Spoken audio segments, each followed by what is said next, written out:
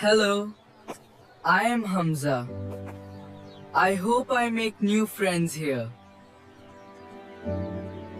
Class, this is your new student Hamza. Hello everyone, I am Hamza. Nice to meet you all.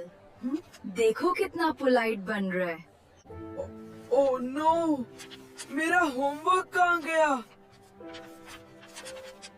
क्या हुआ अहमद? तुम परेशान लग रहे हो?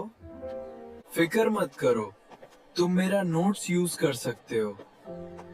तुम मेरी हेल्प क्यों कर रहे हो? मुझे समझ आ गया, मैं गलत था।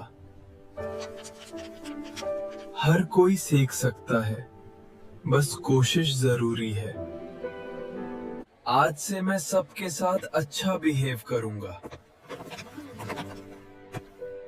ये ही असली चेंज होता है।